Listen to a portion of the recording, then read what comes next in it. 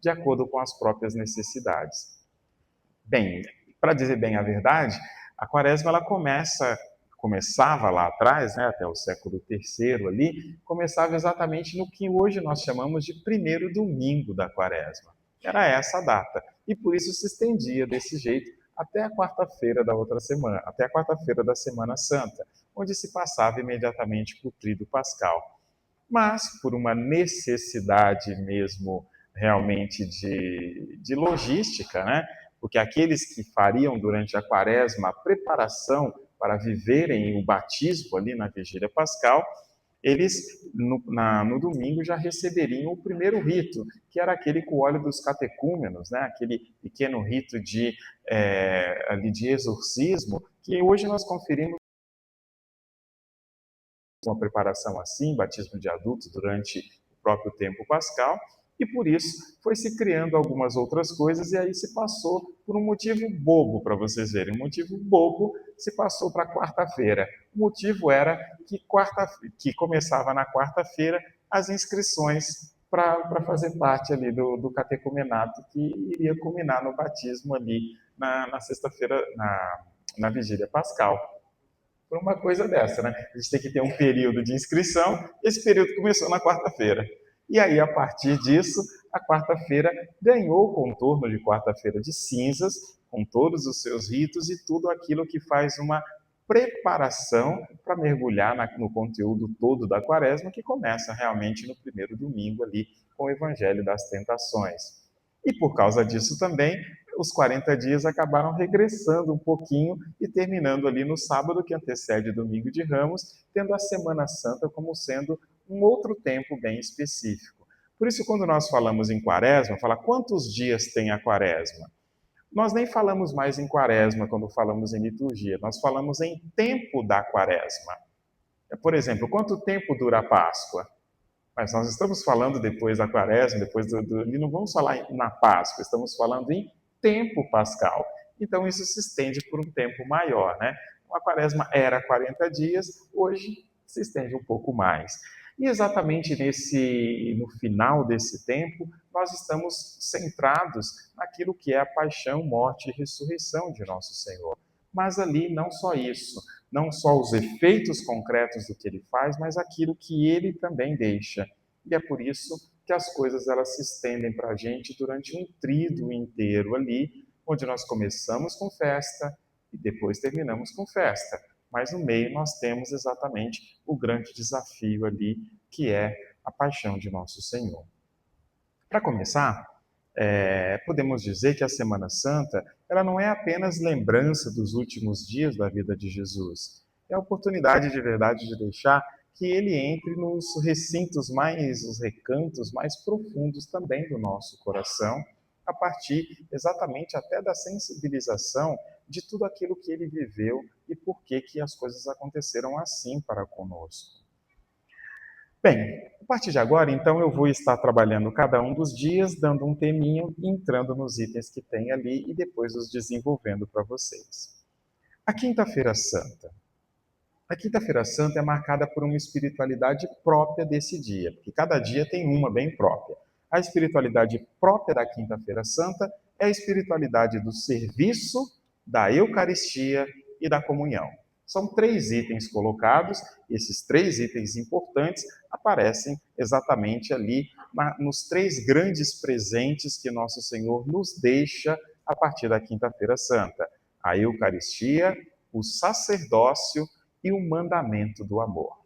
São os 3 grandes presentes deixados ali, os 3 essenciais ali, a Eucaristia, o sacerdócio e o mandamento do amor. Existe um outro rito, que eu não vou tratar, que diz respeito àquele que acontece na Quinta-feira Santa de manhã, né? Que é exatamente a missa presidida pelo bispo, com todo o presbitério ali presente, né? Todos os padres, onde são abençoados os óleos que serão usados nos sacramentos ali durante o ano. Mas como esse não está dentro do tríduo pascal ainda, porque ele se abre com a missa da ceia do Senhor, então nós vamos partir exatamente da missa da ceia do Senhor. É interessante que o primeiro item importante da quinta-feira é a instituição da Eucaristia. E que Jesus escolhe ali, naquele momento, antecipar o principal fruto da sua presença no nosso meio, ali dando sentido àquilo que no capítulo 6 do Evangelho de São João ele tinha falado e as pessoas tinham ficado um pouco assustadas ali, né? Comer a minha carne, beber o meu sangue, e agora ele dá o pleno significado, né? Antecipando sacramentalmente aquilo que aconteceria no Calvário. Então ele não entrega algo para os seus discípulos, ele entrega a si mesmo, num gesto perfeito exatamente de entrega. Por isso a Eucaristia é memorial concreto ali do sacrifício de Nosso Senhor, que agora não é mais do jeito que os sacrifícios aconteciam no templo, cheio de sangue, de bicho que mata, é incruento. Nós não vemos a violência que está por trás daquele momento, mas ao mesmo tempo vemos o Cristo que se oferece por nós através exatamente ali, morreu crucificado, né, se ofereceu dessa forma, mas ali se oferece sacramentalmente para se tornar o nosso alimento, mostrando de maneira muito clara a sua conexão plena conosco. É um gesto, obviamente, de comunhão, como lembravam os padres da igreja, porque lá na instituição da Eucaristia, Jesus a faz com um pão só, né? Assim, a igreja, por necessidade, usa várias partículas ali, né? Todas elas são consagradas do mesmo jeito, é Jesus do mesmo jeito, mas lá atrás houve um tempo que era um pão só, né? Do jeitinho que Jesus fez, que ele dá graças, parte e entrega aos seus discípulos. E ali existe um símbolo pleno de comunhão. Todos comungam do mesmo Cristo. Claro que hoje é do mesmo jeito, né? Só que as partículas já vêm pronto. Imagina se fosse chegar um pãozão aí para a gente, depois de consagrar e repartir para todo mundo, Jesus estava só com 12, né? Às vezes a gente está com 1000 numa missa, né? Então imagina como é que seria, né? Não ia dar certo, né? Então a igreja vai aperfeiçoando alguns passos, mas o sentido é exatamente o mesmo, que se comungava exatamente do mesmo pão. Nesse sentido, os discípulos possuem a unidade porque comungam do mesmo pão, porque possuem a mesma fé.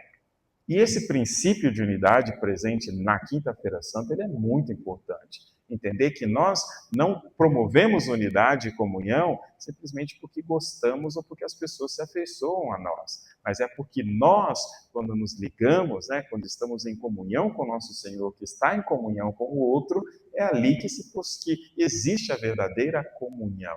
E é por isso que, inclusive, esse sacramento passou a receber até mesmo esse nome. A unidade se dá desse jeito, se dá dessa forma. Todo aquele que ali recebe o corpo e o sangue do Senhor. A instituição da Eucaristia que nos possibilita exatamente adorarmos o Senhor do jeito que fazemos hoje em dia, né?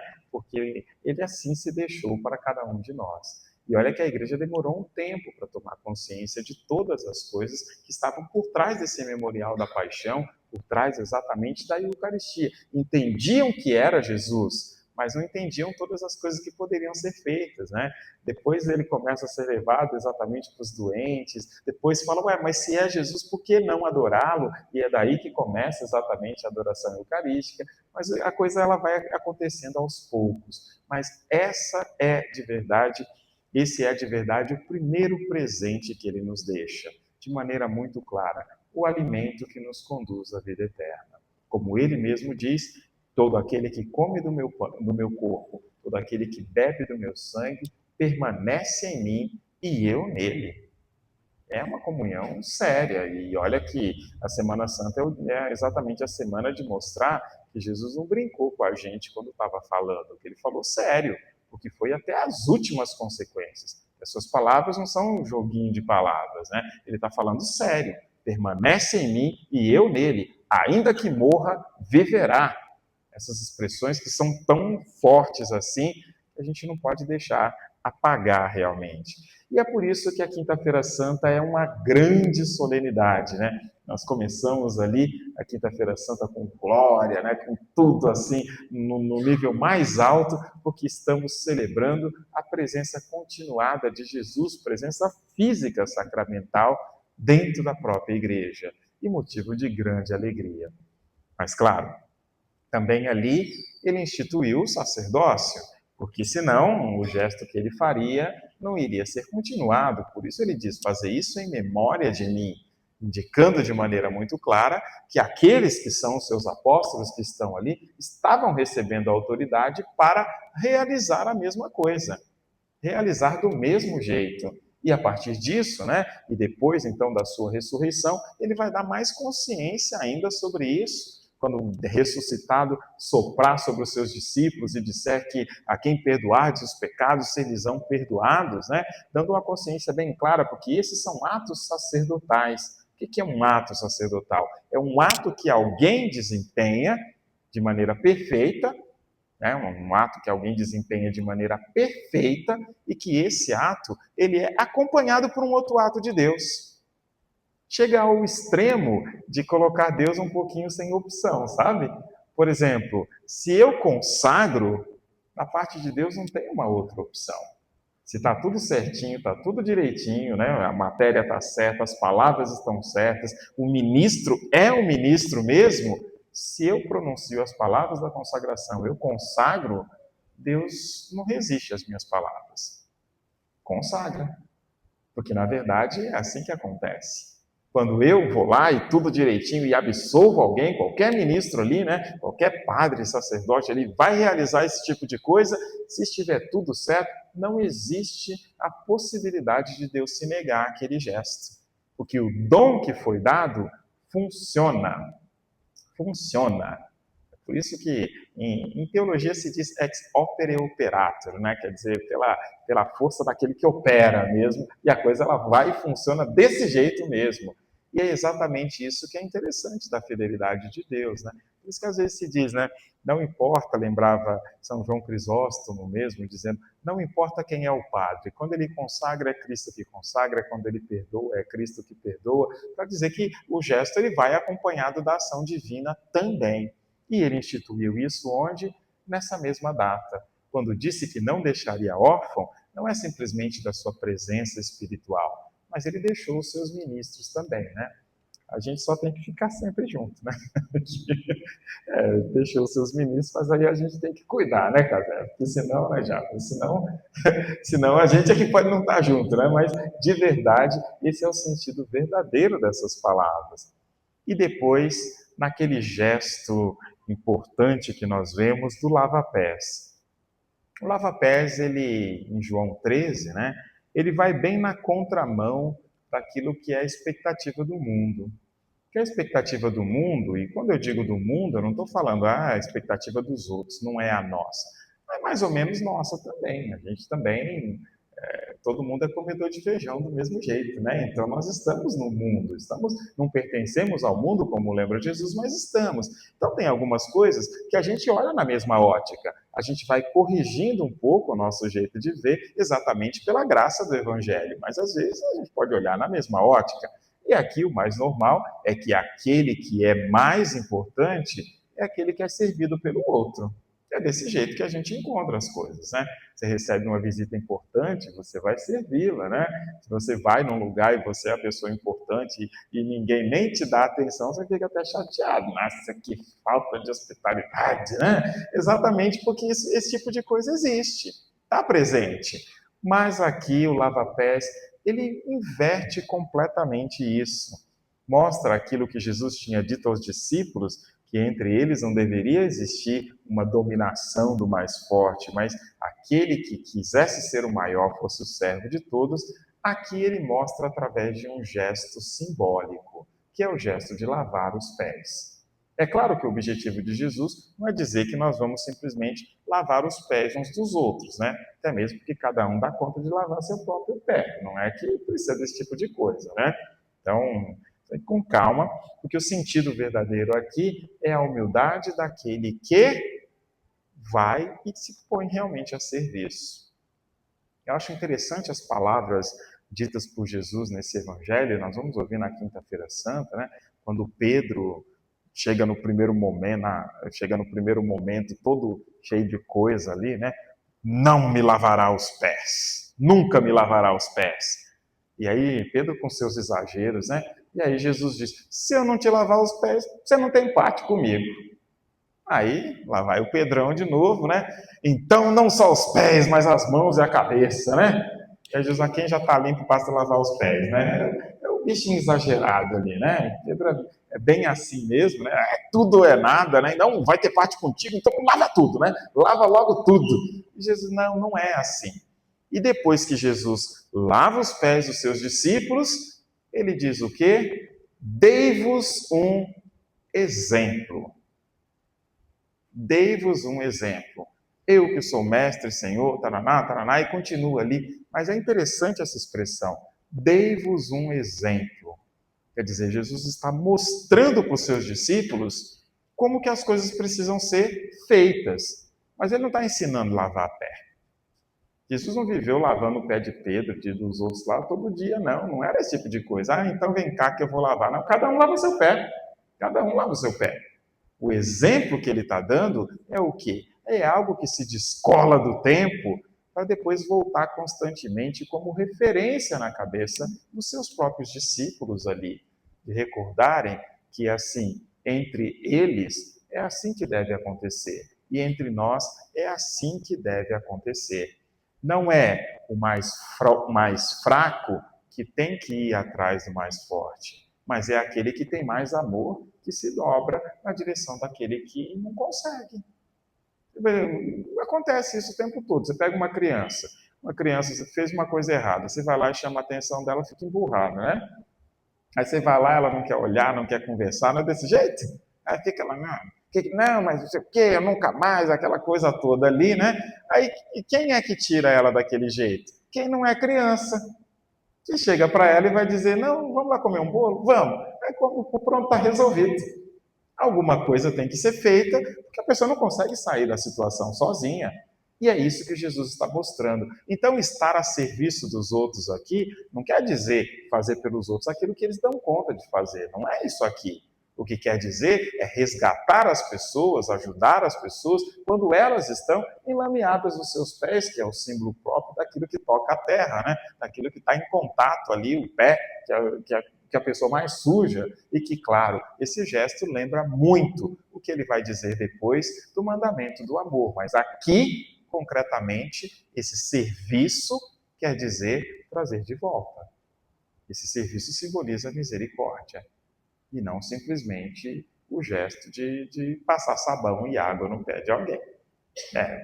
Não pode romantizar demais o negócio. Jesus está falando, eu dei-vos um exemplo. Não tem nenhum outro momento que Jesus lava nem a mão dos apóstolos. Até porque os judeus acusavam eles de nem querer lavar a mão, né? Então não tinha. Volta e meia estão lá com os problemas, né? Por que eles não purificaram a mão, né? Comendo com a mão suja, né? Exatamente, assim, Jesus não estava fazendo isso o tempo todo, mas faz naquele momento para dar o exemplo. Aquele que é o mestre, aquele que é o Senhor, aquele que mais pode, é aquele que deve fazer alguma coisa por aquele que menos pode.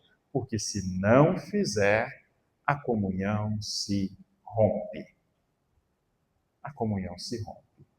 E claro, é sempre bem mais difícil, e a gente sabe disso, muito mais difícil a gente estar na posição de Pedro do que na posição de Jesus.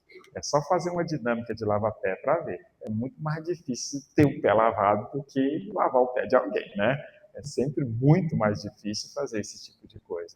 É mais fácil se propor uma coisa, mas é mais difícil, porque também deixar-se lavar os pés é um gesto também de humildade. E é por isso que quando ele diz dei-vos um exemplo, não é só de lavar, é de deixar que seja lavado também, sabe? De aprender a desarmar-se para que a comunhão não seja rompida. Bem, depois nós encontramos logo na sequência, no finalzinho dessa celebração, nós encontramos um outro momento interessante, que é aquele quando o altar é despido e nós damos início, então, à agonia de Jesus no Getsêmani. Momento terrível, né? Podemos dizer ali a solidão do sim de Jesus, né? Uma profunda solidão. Um momento onde nós encontramos Jesus mais abatido, assim, de todos os momentos que viveu, de todas as coisas que passou. E que, infelizmente, nesse tom triste que ali acontece, nem os seus discípulos são capazes de lhe oferecer ali nenhum tipo de apoio. Os discípulos estão com sono, estão dormindo, e Jesus vai, reza e volta, e vai de novo, e vai de novo, e os discípulos estão todos apagados de sono. Né? A gente precisa tomar muito cuidado para não ficar julgando os discípulos nesses dias, né? Porque eles não sabiam o que ia acontecer. Eles não sabiam o que estava envolvido naquela noite. Imaginaram que aquela noite ia ser uma noite como as outras, que eles estavam nos mesmos lugares, tiveram a ceia, tiveram ali, mas não imaginaram que as coisas estavam assim.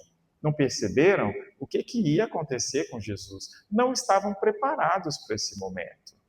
E esse tipo de coisa, essa agonia de Jesus, né, nos mostra, primeiro, da sua própria parte, o seu medo, o seu pavor e a sua solidão. É difícil a gente entender os tempos de Deus, né? Tanto quando as coisas não acontecem, quanto quando elas acontecem e a gente não esperava, fora de tempo. Coisa boa quando nos surpreende e nos alegra imediatamente, mas coisas difíceis às vezes não, né? É por isso que nessa oração de Jesus é uma oração de plena entrega, né?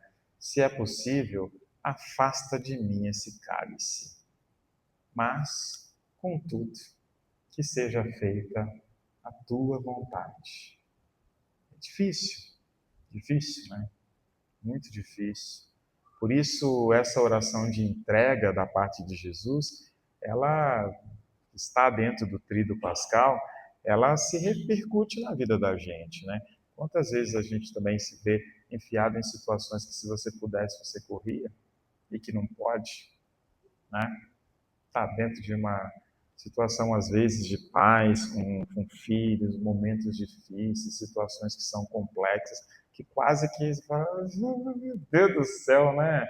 E no fundo, a gente está diante do mesmo dilema,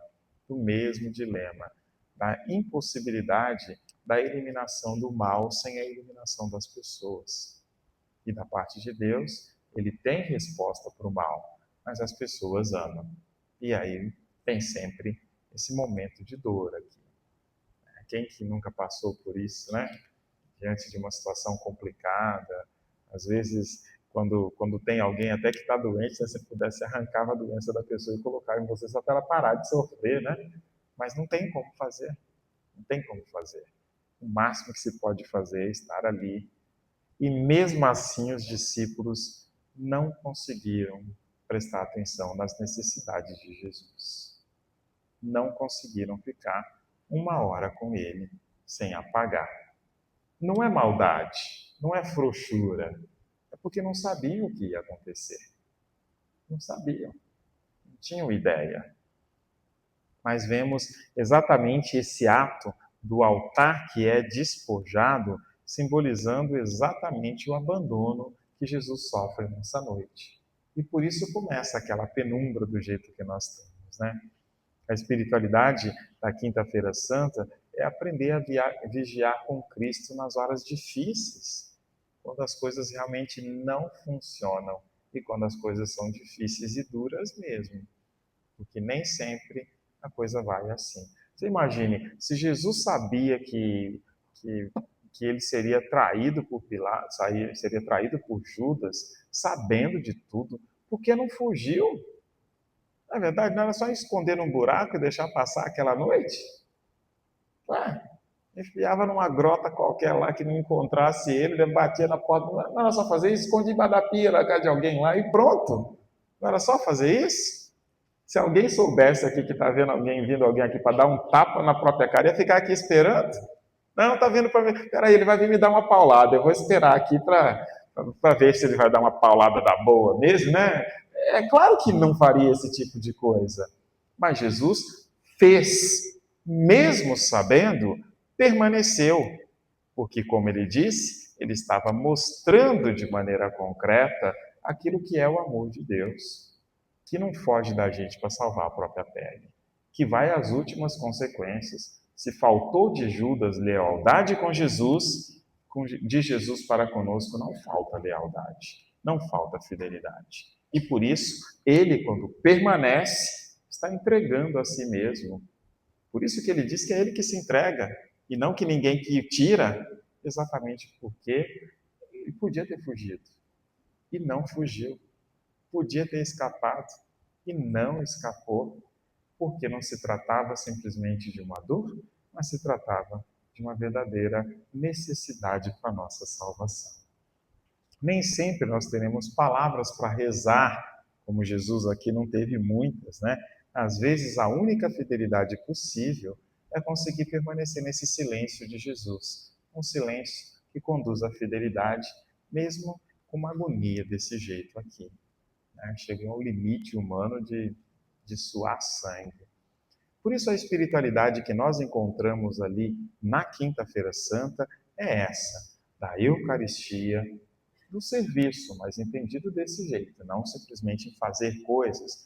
E a outra coisa que nós encontramos é esse detalhe da comunhão, que exige muito sacrifício, como vai ser o sacrifício que o nosso Senhor vai terminar por oferecer de si mesmo. É momento de lembrarmos na Quinta-feira Santa de todas as coisas que a gente gostaria de fugir e que às vezes não dá. Por quê? Porque é a vontade de Deus na vida da gente. É aquilo que a gente tem que fazer. Ah, mas eu que... Mas é aquilo que a gente tem que fazer. Ah, mas eu não aguento mais isso. Mas é aquilo que Deus gostaria. Então a graça não vai faltar. Mas a violência vai sempre existir dentro do coração também. Bem, na Sexta-feira Santa nós temos, obviamente, a espiritualidade da cruz. E ali sim, o silêncio da Quinta-feira Santa, depois ali da celebração, é um silêncio de meditação. O silêncio da Sexta-feira Santa é um silêncio de dor. É outro tipo de silêncio. É aquele silêncio de quando você chega num velório e tem alguém que faleceu, alguém que está ali num momento forte de dor, e que mesmo comovido por aquilo que está ali, a gente quase nunca sabe o que falar. Não é verdade? Não é verdade isso? Espero que vocês não tenham o costume de ir em muitos velórios, né? Porque se forem em muitos velórios é porque muita gente que vocês gostam está morrendo, né? Então, espero que não tenha esse costume. Mas a gente tem esse costume, né? A gente escuta cada besteira às vezes, né? Tem algumas coisas que são padrão. Para morrer basta estar vivo, né? Como se ninguém soubesse disso, né? Aí tem sempre alguém dando um testemunho, falando alguma coisa desse jeito, aquelas frases que, olha, realmente não se entende as coisas, né? Aí, ou então fala, não, estava sofrendo tanto que descansou, né? Aí vem o outro, né? Mas se para descansar é assim, é melhor viver cansado mesmo, né? Vai tocando a coisa. É um lugar que as pessoas às vezes não têm o que falar. Você chega ali, não tem o que falar. Por isso que a prática certa é chegar e dizer para a pessoa, meus sentimentos, e pronto, né? É isso aí que tem para falar. Eu já estive em tantos velórios assim. Tem uns, aqueles que têm aqueles crimes mais, frutos até de crimes, coisas difíceis, né, bem complicadas. Não é o caso de contar nada agora, porque a gente está numa outra palestra, né? Mas que você chega no meio do negócio e tá aquela coisa assim, quando a gente chega, gente,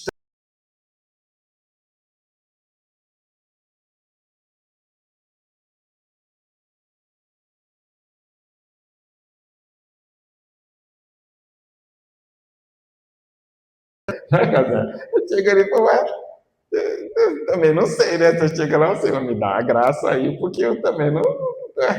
Está diante de uma situação que você não sabe o que vai acontecer. Um caso de um menino foi para uma festa, pegou um copinho desses de vidro, colocou no bolso. Tinha o costume de colecionar copinhos de festas que ele ia. Bobeira, né? Mas botou esse copinho no bolso, foi para casa, chegou em casa, sentou no sofá, quebrou o copo, cortou a veia, vazou o sangue, a mãe ligou para o SAMU, não deu tempo de salvar. Aí estou eu lá fazendo o velório dele, né? Aí quando eu chego, já tem alguns, tá vendo só? O fruto do pecado é a morte, foi roubar o copinho em outro lugar lá. Eu já entrei escutando isso. Aí já tem, gente, não tem o que falar, fica calado, né? Não sabe o que dizer, às vezes é melhor não dizer nada. E aí a gente vai uma fatalidade, né? Bobeira, besteira, a gente estava roubando o copo, a segurança não vai levar para nada, né? Daqui a pouco vai ter vantagem, mas isso aí não tinha nada a ver com um negócio assim, né? Uma situação dramática.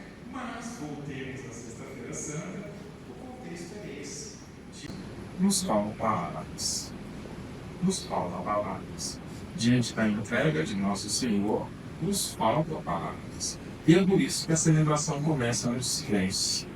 E não na agitação que teve em Jerusalém naquele dia, né, onde o padre vai entrar, já ali, vai se prostrar, vai ir ao altar de lá, desnudo ali, vai fazendo oração e a gente já começa com as leituras ali, exatamente porque é o silêncio que poder dizer, diante de uma velocidade como essa, a gente tem nada o que dizer.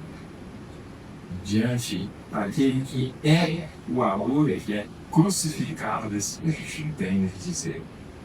Por isso, a atitude de verdade, de silêncio, é uma resposta ao barulho que tem como Jesus na família, a olhar aquele que nos passaram, na atitude de resignação, que não se preocupar tanto quanto ele tem para dizer, mas simplesmente contemplar aquele que chegou, né? Como lembra o Cândido José na sexta-feira santa, né? Ao ponto de estar desfigurado, foi transfigurado na glória, desfigurado exatamente ali, compreender o que de verdade o pecado que ele levaram sobre si não era seca, os nossos e de todos os membros, que é a intenção do pecado, que ele vive em paz na coisa, desfigurar a pessoa, destruí-la, matá-la. E Jesus se submeteu a esse tipo de situação. E olha que ele diz, né, como o prêmio do Evangelho de Mateus, esse filho de Deus. Se ele quisesse, pai, vai que o exército de anjos dá um jeito de tudo, mas ela não quer chegar. Por isso, a sexta-feira santa nos dizia, Deus não nos salva de longe, não nos salva por frases bonitas, né? Ele entra no sofrimento humano, se mistura com ele, nos salva dentro das situações e não por fora delas. Bem, também nós vamos ouvir na Sexta-feira Santa a proclamação do Evangelho da Paixão segundo São João. E é bonito o Evangelho de São João, porque o Evangelho de São João, Jesus não entra na Paixão como um derrotado. Ele entra exatamente como vencedor. Ele é proclamado rei, exatamente assim, né? Proclamar o rei, e é ele que diz quando tudo está consumado.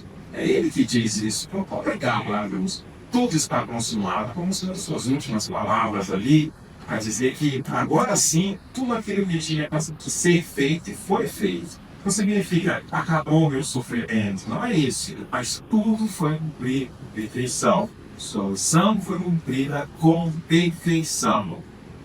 Aquilo que ele veio para fazer está feito. É o momento de poder dizer que o amor chegou nesse limite nasce. Limite, né? Entrega ali nos últimos fôlegos do nosso Senhor, antes da sua própria morte. Na sequência, ele entrega os seus filhos.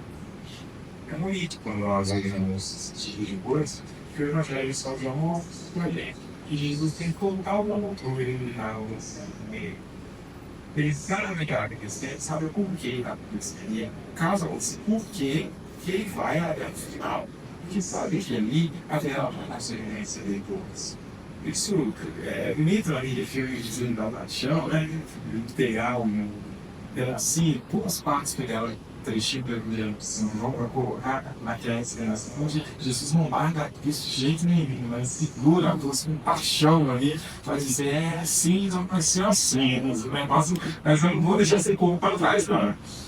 Dessa forma, você tem que ser desse jeito, não vai ser desse jeito, mas não para ficar ninguém para ficar ninguém para trás. É assim que o nosso povo não faz as outras acreditas. É desse jeito que se submeteram todas as coisas. E isso, gente, a gente vamos ver as regiões de nossas nações, organizada para que Deus nos dê coragem, né? Porque às vezes só as coisas são exigentes, não é assim que acontece. E é por causa disso que na Sexta-feira Santa nós temos uma sequência de Rumi, que é aquele da adoração da Santa Cruz. É claro que se trata de uma adoração numa cruz de madeira, não é isso, né? Nós estamos ali contemplando a cruz e beijamos Cristo, que aí morreu crucificado. é chamada de adoração da cruz, mas é a adoração do Cristo crucificado, né? Não é um pedaço de madeira, mas é um instrumento, propriamente, que se tornou um instrumento de nossa salvação. Naquela ideia, os pais da igreja já relacionam de maneira muito pouco lá atrás, que por uma árvore nos veio a condenação. Adão e Eva foram comer esse árvore lá, né?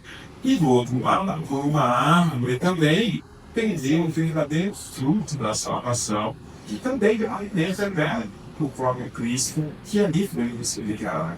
E por isso, nós beijamos a cruz nesse sentido bem claro, né? Beijo a cruz, ele é um gesto de gratidão, sabe? Gratidão pessoal. É quase que vamos dizer assim, obrigado, Senhor, por me amar tanto, né? Mais do que eu mereci, né? Beijo na cruz, ele tem que dizer isso. Então, lembre-se, esse gesto de nós bênçãos, utilizando o beijo da cruz, ele é inspirado naquela imagem com Cristo quando descido da cruz entregue nos braços de Maria. E aí, então, na língua toda certeza, beijo a cruz, obrigado por nós ter aquela imagem que a gente fez muito bem da Maria, para receber Cristo, realmente desfiado isso. Exatamente. E é aí que é forte, né? É forte essa situação. Eu me lembro de uma situação complicada. Sim, eu escrevi 2, eu acho, bastante tempo, né? Mas na Feira Paulista, né? Assim, né? Tivesse levado na casa, duas formas assim. Tem um pessoal que entrou lá na trilha, usou umas coisas interessantes ali para tentar roubar as obras e chegaram a entrar na casa do Padre Jonas, né? E eles estavam lá, né? Estavam nas pessoas, e aí um desses partindo acima dele, né? E achando que ia conseguir roubar alguma coisa, se tivesse dinheiro lá, né? Achava que ia fazer alguma coisa assim, e aí quando ele partiu para cima dele, um negócio de segurança, pô, viu, né? Se lançou então na cima desse cara aí, e lutou com o cara que tava com a arma, aí o cara acabou dando tiro, que acertou exatamente na virilha, tudo segurança, e infelizmente ele veio falecer. Não foi possível ali, assim, socorrer dele, né? Mas eu lembro dessa cena, assim, ainda estava ali na situação, tanto com o Paulo João, assim, um homem parado de frente dele, né? Chorando de soluçar, sabe? Você tá diante de uma pessoa, ele é uma pessoa humana, né? Adiante de uma pessoa que se lançou à frente de Cristo para te salvar, te salvou e morreu. Essa situação. Agora, o maior que isso é nosso Senhor pegado na cruz. Gente, coisa, né? No meio da tal tiro, uma pessoa do lado dele nessa salvar. Ou seja, Jesus abençoe Jesus aqui, naquela situação. Que ela construiu na sua vida, na nossa vida de ela. Esse tipo de coisa, a gente vai errar a gente. Graças a Deus. Bem, continuando, né? Também nós temos nessa, não dentro dessa graduação, mas nós temos uma espiritualidade própria desse dia, que é recordar ainda uma série de palavras de Jesus na cruz, né?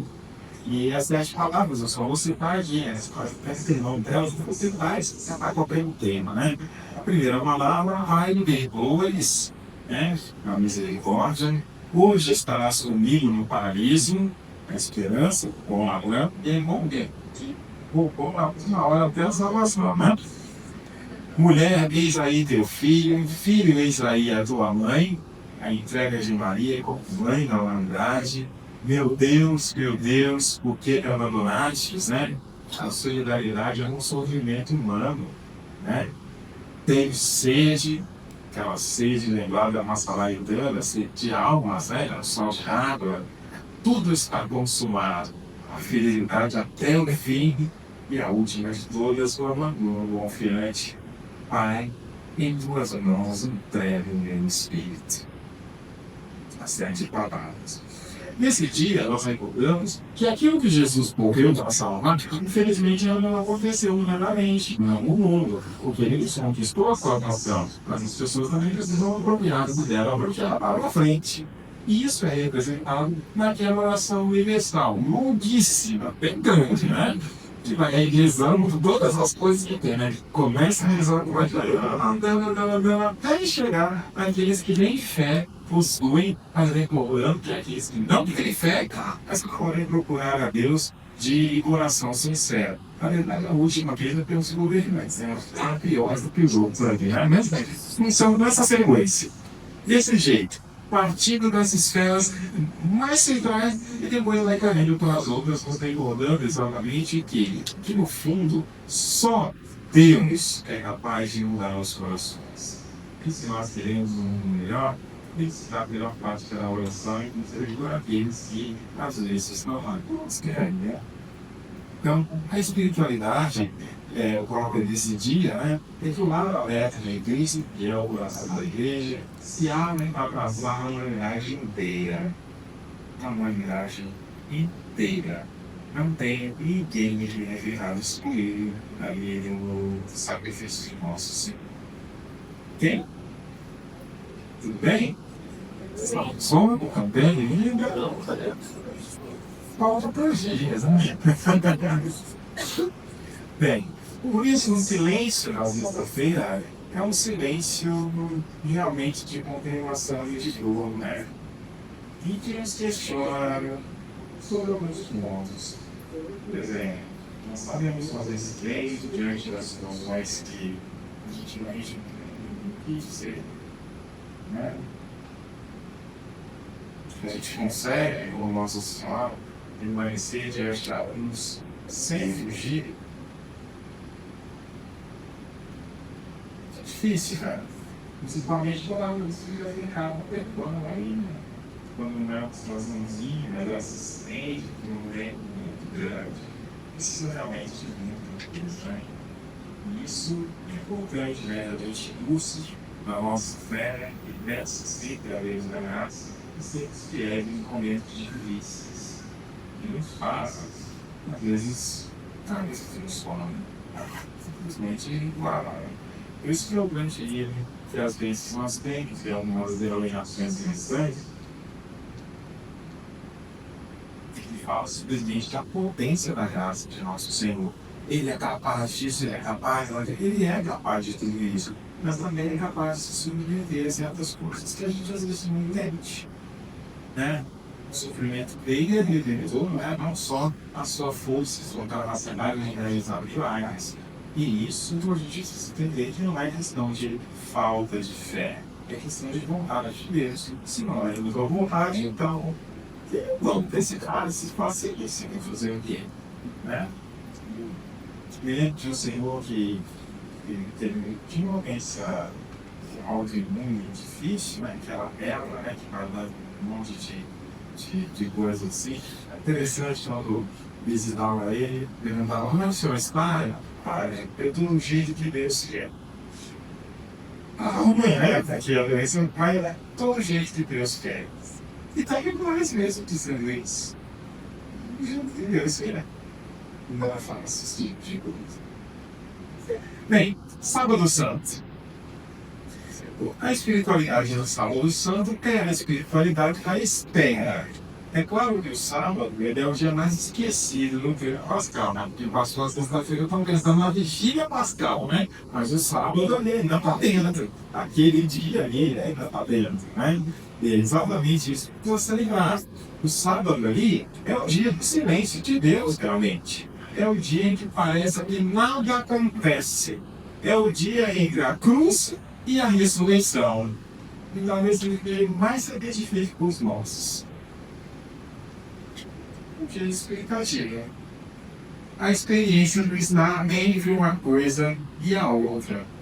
Bem, como nós esperamos uma resposta, se lembre do Sábado Santo. Quando não entendemos o que Deus está fazendo, se lembre do Sábado Santo. Quando parece que está tudo escuro, se lembre do Sábado Santo. Quando a esperança vai diminuir, lembre-se do Sábado Santo. Ninguém sabia o que Deus estava fazendo, mas estava fazendo. Ninguém sabia o que iria acontecer, mas aí iria acontecer alguma coisa. Só que eu não sabia nem se aconteceria. Os discípulos de Emaús até foram embora decepcionados, né? Pois é, me esperaram, mas aí, ó, da fuga temos por essa aparecerá. Sempre temos quem viu uma coisa complicada, negócio, e vai legislar, vocês são lerdos de inteligência, né? Ainda bem que não é paciente, né? Foi a estrada inteira contando as coisas lá, até, é ele, não sou eu não, não consigo Santos, né? É claro que sou eu. A estrada inteira, claro que é, né? Mas, assim, o fato de viver interiormente certas confianças aqui impede de enxergar. As pessoas salvas aqui que manifestam a tranquilidade, as suas expectativas com a vida, né?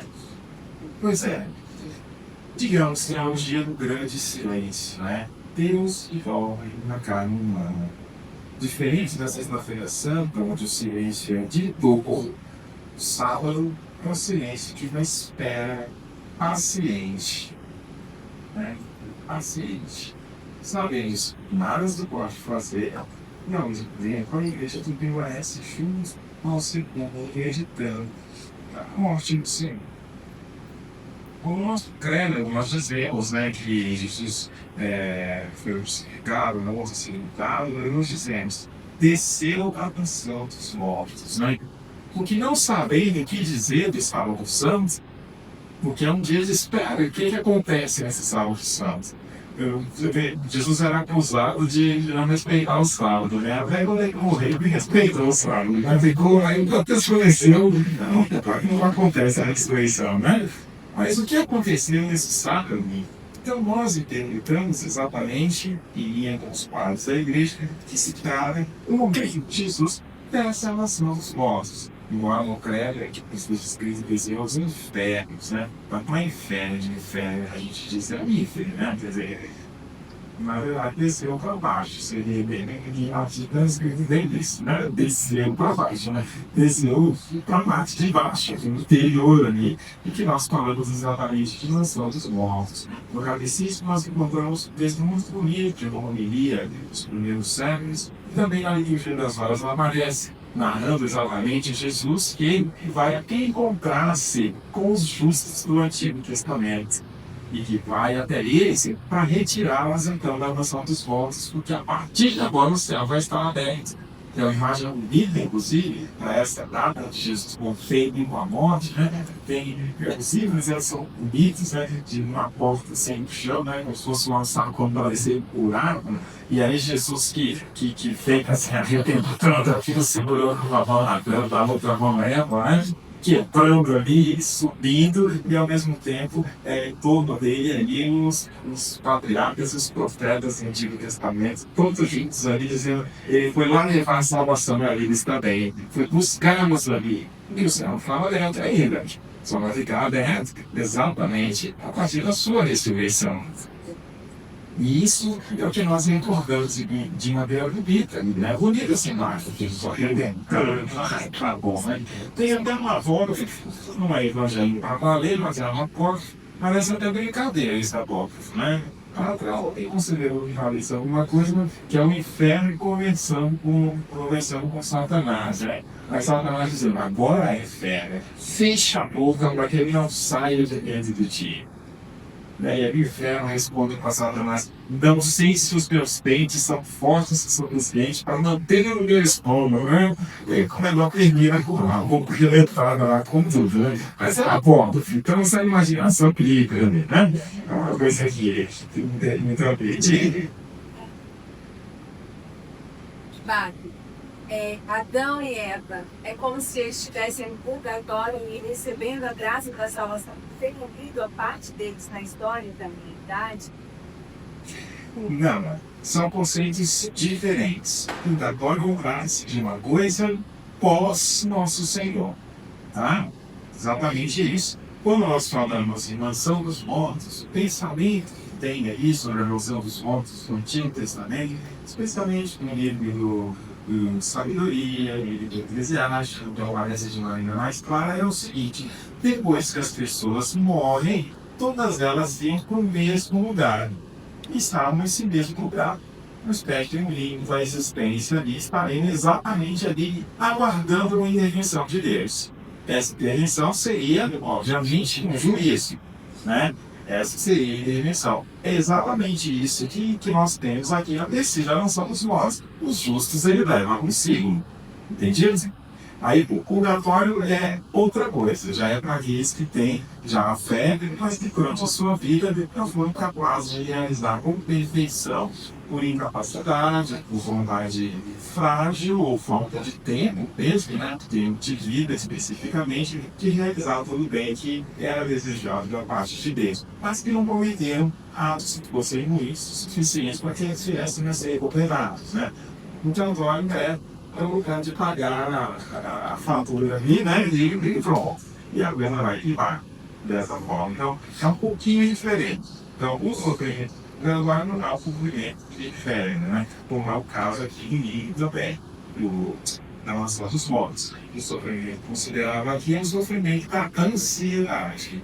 Quanto bom que é esse aqui. E Jesus, como são os mortos, relembrando tudo aquilo e leva então consigo os justos. Aí os que não eram justos. Eu não vou nem falar deles, né? Porque aqui a gente está falando do saldo pascal, né? Mas o juízo, né? Então, deu muito alguém aí, né? Então, a gente tem que cuidar para não dar boa gente. É exatamente isso, né? Satisfeita? Respondido? Tá. Então, nós temos diante de nós aqui, no Sábado dos Santos, essa espiritualidade da espera, né? E talvez esse sábado seja o sábado mais mariano de todos, e é o que mais representa a Nossa Senhora, se a gente começar a ler a linha de espiritualidade. Porque, se for prestar bem a atenção, Maria praticamente é a única que veio. Ela tem certeza que Jesus veio. Ela sabe do evangelho do Senhor. Tudo que ela não entendia, ela guardava para o coração. É possível que não tenha guardado também em relação a essa cena. Diante da Bíblia verde, o anjo disse que ele seria grande, seria chamado Filho do Altíssimo. E ela ouviu que seria crucificado e enterrar uma figura. Será que o anjo chegou a pensar ele? Claro que não. E Maria é o único ponto que a gente encontra esperança, mesmo no meio da dor. É por isso que diante da cruz ela não está desesperada, ela está firme, está de pé diante da cruz, sofrida, falando que transpassa o seu coração, mas olhando para aquilo, quase que dizendo: Senhor, eu não estou entendendo nada, mas eu não te confessamos. E é essa espiritualidade. E ele não entendendo nada, mas eu continuo acreditando. A lição que deixa para nós é exatamente que o Salvador Santo nos ensina a ter fé quando Deus parece estar em silêncio nas nossas vidas. E a espiritualidade é triunfante.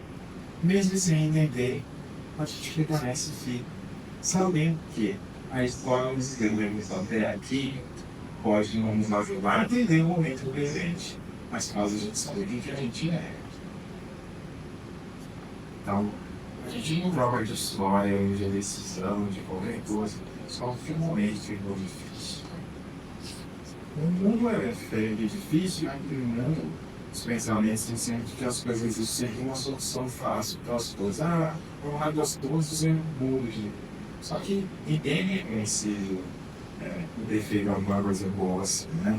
Então essa é a espiritualidade, a hora realmente da fé. O sábado nos ensina que Deus continua agindo mesmo quando nós não vemos. Bem, mas o sábado nós temos a noite, a vigília, onde nós vamos celebrar aquilo de nós mesmos, que nosso Senhor ressuscitou. a vigília pascal, que é chamada da Mãe das Vigílias, a celebração mais importante de todas dentro da igreja. E que por causa disso tem um monte de liturgias diferentes ali, aquele dia todo junto, né? Na verdade são 4 liturgias todas misturadas ali.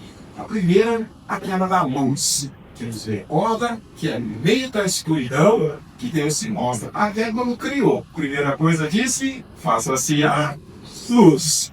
E é exatamente essa luz que Cristo disse, eu sou a luz do mundo, que é a primeira que nos orienta.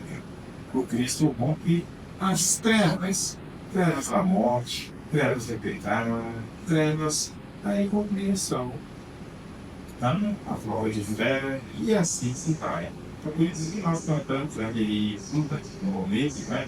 Oferir culpa, merecer tão grande redentor, né? A expressão de São Agostinho, né? Dizer, olha, é como, sei lá, você vai lá e manda fogo ao seu vizinho, né? De repente alguém chega e dá um desses, né? Como é que pode um negócio desse, né? Esperar uma outra coisa e olha que eu fiz a coisa errada e agora eu vi esse por outro lado, alguém está fazendo muito mais do que aquilo que eu poderia esperar. Depois nós temos a liturgia da palavra. A liturgia da palavra nesse dia ela é sempre muito extensa.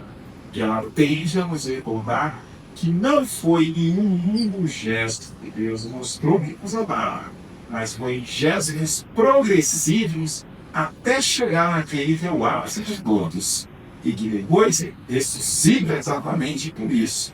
Ou seja, a liturgia da palavra, nos lembra do dicionário, pode ser chamada nesse dia a história de amor de Deus com o seu povo.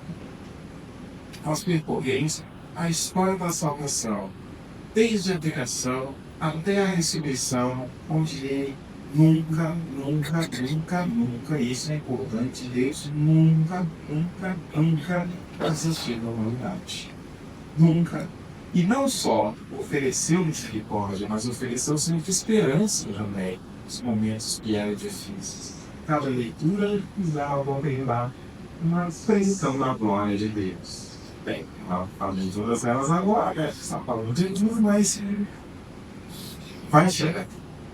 Depois nós mergulhamos na terceira liturgia, que é a liturgia batismal. É aquela exatamente o momento de batizar os novos cristãos, de renovar aqueles que já são cristãos, as promessas batismais e a graça própria desse tempo, a espiritualidade própria disso, né? A verdade, na água nós morremos com Cristo, nós ressurgimos com Ele numa vida nova. Nós não somos escravos dele, mas assim forma de uma outra coisa também. Nós precisamos renovar as nossas promessas batismais, porque, infelizmente, às vezes nós as violamos. E ele continua sendo misericordioso conosco. Deus perdoa, tudo que é errado, para que a gente possa voltar a fazer as coisas darem certo. Bem, por fim, entra uma liturgia eucarística nesse dia, né? Onde o aleluia, a lei presente, tudo indo bem de forma íntima, nos encontrando que Jesus ressuscitou. É um momento que a gente precisa lembrar que a alegria serei, a vencer sempre espaço para a alegria, né? A gente pode ficar olhando os olhos seguros, mas a gente precisa de verdade se apropriar da graça de Deus. Conquistou para cada um de nós, como em São Paulo, a praia do Senhor, eu repito, alegrai-vos. Sabe, olhar para as coisas, receber. É isso aí. É assim que temos a função. E daí, então, nós vamos ter temas em nosso desenvolver muito mais tempo, né? Recordando exatamente que o domingo da ressurreição, ele é o domingo da vigília, a espiritualidade, mas também a missão. Não é apenas um final feliz da história, é um começo de uma vida nova, começo de um tempo novo. Depois da ressurreição, o que acontece? O medo se transforma em coragem, a tristeza se transforma em alegria, os discípulos se tornam missionários, a morte perde a última palavra e não mais os condiciona, porque o Cristo nos espera e controla. É isso que é necessário também. Se a gente tiver que algumas coisas, a gente não deve buscar mais em domingo de Páscoa, né? que, olha, se tem uma coisa que aí o ser humano fazer, é ficar continuando sofrimento, né? Tem gente, a pessoa, o negócio já passou, tá lá ainda, né?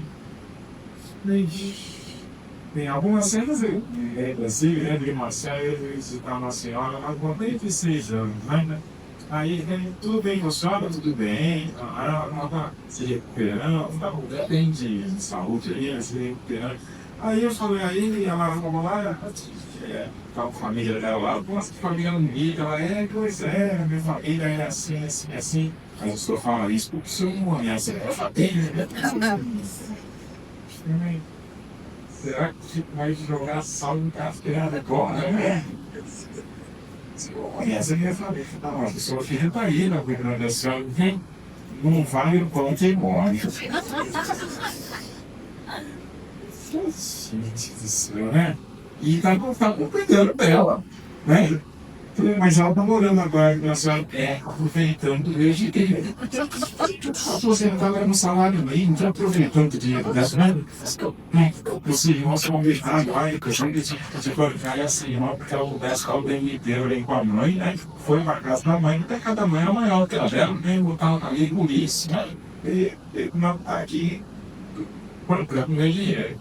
Falei, mas eu acho que isso não é enganado. Não tô não. Foi sempre assim. Desde que eu tinha 13 anos, aí começa uma escola lá. Falei, na escola, não fale nada pra escutar essa escola, que sai da dentro de cabeça escola, nem tá pai vivo, mas já passou assim. Aí ela pensou aí, falou, realmente não vai ver o que fazer. Que coisa, né? Dá buscar na memória essas coisas. Vai ter nome casa dando dia, né? A pessoa apoiou num dia e chora todos os outros. Passa o dia, né? Ficou, sabe? Agora danado, né? Perde, bate o pé ali, perde uma unha que parece que vai ficar sem essa unha pra sempre. Tá assim, mãe, cadê? Não, podia essa unha aqui, eu perdi. Eu não perdeu essa aí, não. Já tem tanto tempo, né? Não, uns negócios que. Mas tem que tomar cuidado com esse negócio, que você tem uma coisa que é bom, é isso. Né? Você tá lá em tudo de boa, de repente você vê uma coisa ruim, já começa a ficar triste. Não. A lei da ressurreição é essa, sabe? Ó, morreu. Agora ressuscita e acabou.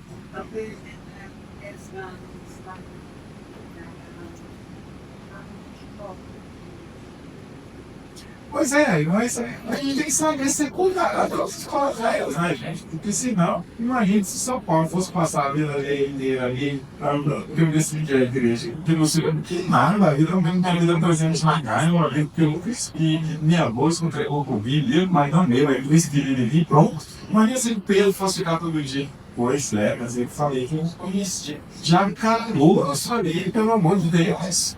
Já encerrou, essa novela já chegou no fim. Agora é pouco não tem. Eles estão fazendo coisas novas. Não, a vezes é desse jeito.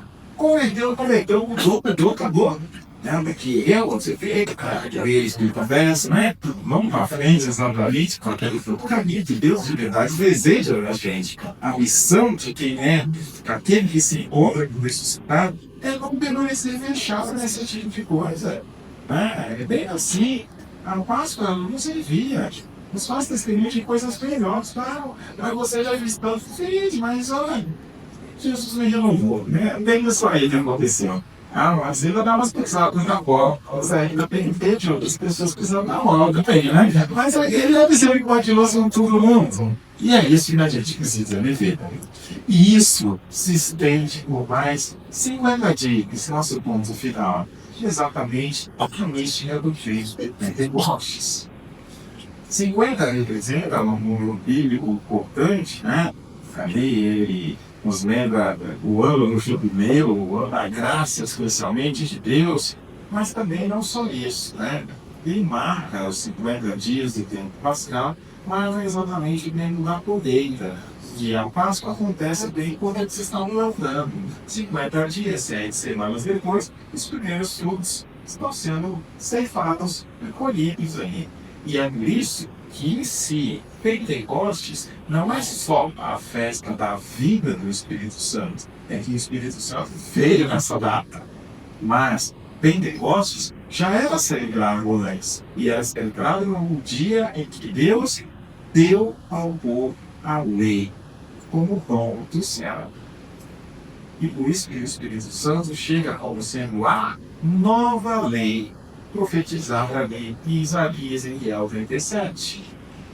E Jeremias também escreve o próprio coração, colocado desse jeito. Então, quando ele vem, ele dá a cruz, tipo aquilo que se celebrava aqui, a verdadeira colheita, o verdadeiro fruto, a verdadeira lei, a verdadeira graça que é dada para que o povo possa viver a vontade de Deus, que era para isso que serviria a lei. Viver esse é a vontade de Deus. Olha, assim, assim, assim. Agora não é mais uma lei, agora é alguém, a terceira pessoa da Santíssima Trindade, que nos move realmente para a vontade de Deus. Temos ainda da Alabasta, alguns programas da igreja, temos esse tempo inteiro que nós vamos ler os Atos dos Apóstolos, recordando coisas super importantes. Temos muitas aparições de Jesus que vão sendo colocadas ali, e a gente vê que diante da aparição não existe mais dúvida, né? Os discípulos se encontram de uma maneira completamente diferente ali, e a espiritualidade existente é a espiritualidade nasal com a média. E que pode-se dizer que é alguém que, apesar das lutas, carrega uma nova esperança. Pedro e João levam uma sarrafada do que está acontecendo no nome de Jesus e saem alegres ainda, felizes não porque aguardaram, mas porque dessa vez ninguém negou, dessa vez a gente perdeu um fim, dessa vez nós tivemos coragem, dessa vez eles resolveram problemas com a gente, né? Não é um otimismo ingênuo, é a certeza de que realmente tudo está vazio, que Jesus ressuscitou. E quem não o viu, que não fez experiência com ele, não vai entender de onde vem essa alegria, de onde vem a esperança, de onde vem nada disso. Então, alguns chegam assim, mas você acredita nisso aqui, não me lembro do meu tempo em Israel, mas você acredita nisso aqui, eu acredito. Eu acredito que é verdade ali. Não é vergonha, não. Não é que ser uma pessoa tão escutada, é por isso que a gente acredita. Porque nós não estamos lidando com coisas de besteira. Nós estamos lidando próximo, ingênuo, infantil. Não é filho de escola de criança. Está falando de coisa séria. E exatamente aquilo que Deus demonstrou, nos deixando provas concretas que foi. Aí alguém diz, mas eu não quero saber disso. Ele não ligou, nem quisesse saber. Não fez isso. Por isso, na sexta-feira santa, nós rezamos os bons, mas já desse jeito. Mas, podemos dizer da mesma forma. O fato de alguém dizer que nós não estamos garriqueiras, não muda o fato de estarmos garriqueiras. A verdade não muda sim a opinião das pessoas, né? Só que é bater, alguém dizendo que é, ou dizendo não é legal. Vai continuar sendo madeira. Na verdade, não muda as opiniões, elas continuam sendo a mesma coisa. E aqui nós falamos exatamente disso. De forma grande, inclusive de testemunhos. E é por isso que, 3 pontinhos para deixar, nós vemos ali o ideal deixado em Pentecostes a partir dele da construção de uma comunidade que seja de irmãos, a igreja de nós ali. Catecismo e missionários tem uma fala do nascimento da igreja, usa 2 momentos, né? Diz que a igreja nasceu do lado de perto de Cristo. E em outros momentos diz que a igreja nasceu em Pentecostes, né? E um pouquinho confuso esses 2 deles ali, mas na verdade os 2 estão plenamente conectados, né? Bem conectados, que segundo a referência do Evangelho de São João, né? Mas de qualquer forma é assim. Ali nasce a igreja, realmente, na cruz do nosso Senhor. Mas a missão da igreja começa na igreja. É como se fosse uma gestação acontecendo ali, a igreja, naquele momento, ela passa a existir, mas ela só vai se manifestar a partir de Pentecostes. E isso nos mostra coisas muito importantes, né? São um monte de promessas de Deus que vão acompanhando a vida dessas pessoas e que ali a gente precisa se alegrar também, já viver a expectativa de que a graça de Deus seja plena nós naquela data também. Porque a plena consequência da ressurreição acontece em Pentecostes. Por isso, é um tempo chamado de Pascal. Ele realmente se sincera com o espírito que é dado. E nosso Senhor também sempre presente dentro de nós. Né? Amém. Família, Cheia de graça, o Senhor é convosco. Bendita sois vós entre as mulheres, e bendito é o fruto do vosso ventre, Jesus. Santa Maria, Mãe de Deus, rogai por nós, pecadores, agora e na hora de nossa morte. Amém. bem, vocês também têm alguma pergunta, alguma coisa? Não, tá tudo bem? Se sim, seja rápido.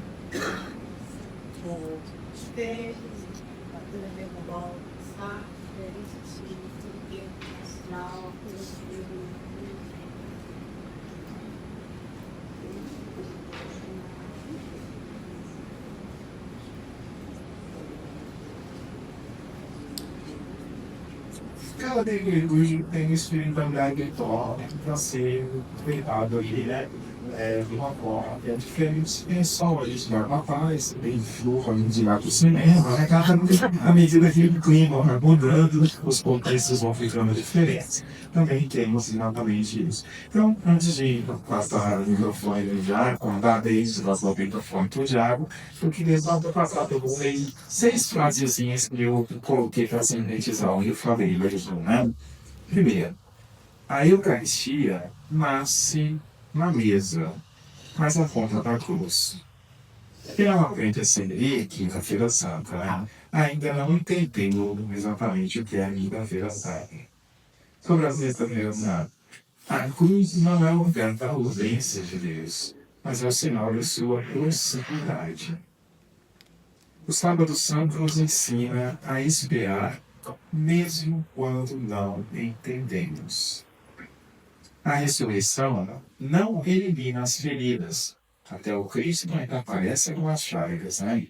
Ela lhes dá um lindo sentido. E quem encontra o ressuscitado, naturalmente, não pode permanecer parado, né? Senhor esteja conosco. Ele está em Deus de nós. Abençoe-vos o Deus Todo-Poderoso, Pai, Filho e Espírito Santo. Amém. Recordando que amanhã vamos nos abraçar da missa.